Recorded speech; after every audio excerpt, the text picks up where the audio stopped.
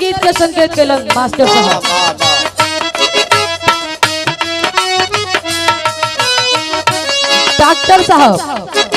कोनो लड़की के शादी भई आ ओकर दुल्हा रहुए जैसे रसीला मिल गई, वो दुल्हीन अपना दुल्हा के पाक के बड़ी खुश बिया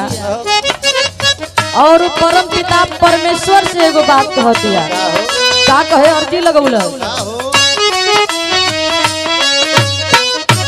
ये कहे रतिया पहिला कह पहिला मिलना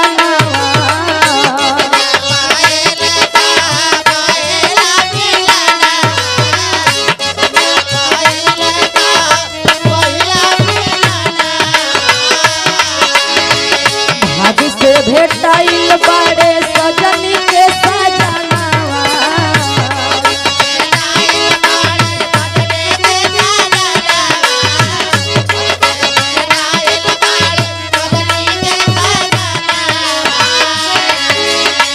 रतिया पहिला कह पहिला मिलनावा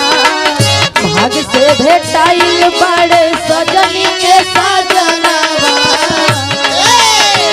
सैया संग से जरिया के सुखावा ससुरवा में आज हो गया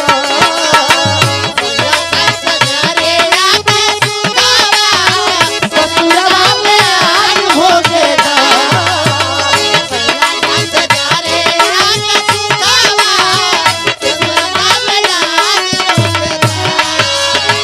सैया संग से जरिया के सुखावा ससुरवा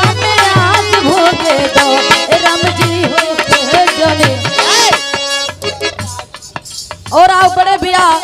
बबलू यादव जी बहादुरपुर जौनपुर की धरती से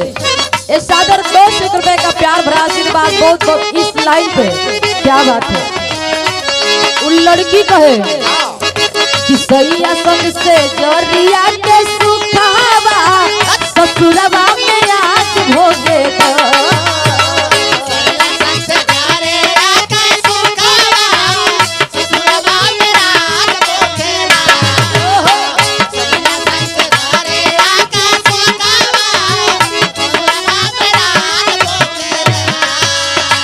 सैया संग से जरिया के सुखावा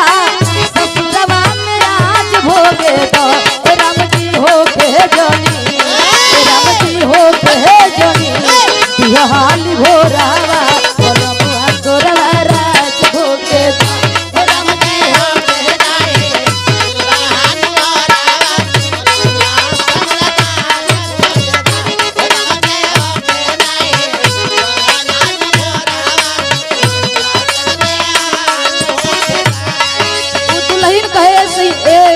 भगवान जी एगो हमर का बात सुना। अब हिल भइल हवे फरक से बतिया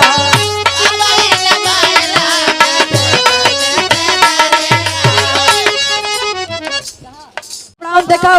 दुल्हीन कहतिया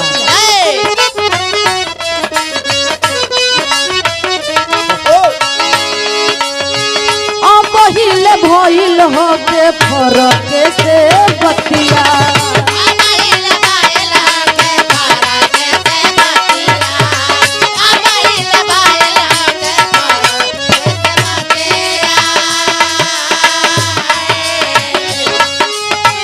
अहे जब बनिया जुड़ाई जाई छतिया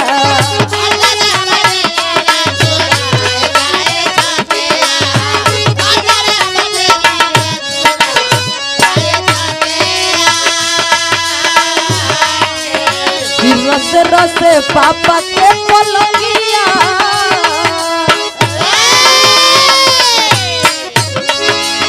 रस रस पापा के पलंगिया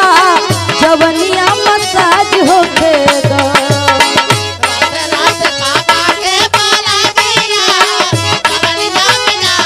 क्या बात है।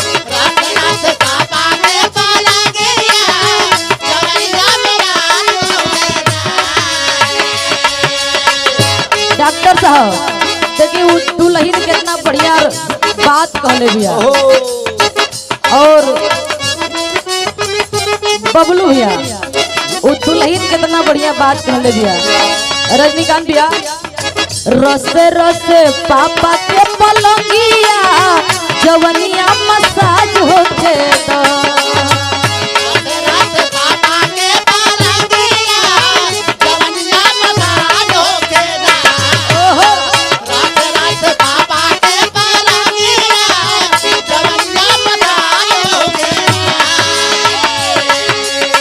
रसे रसे पापा के पलंगिया जवनिया मसाज होके दो राम जी होके जनी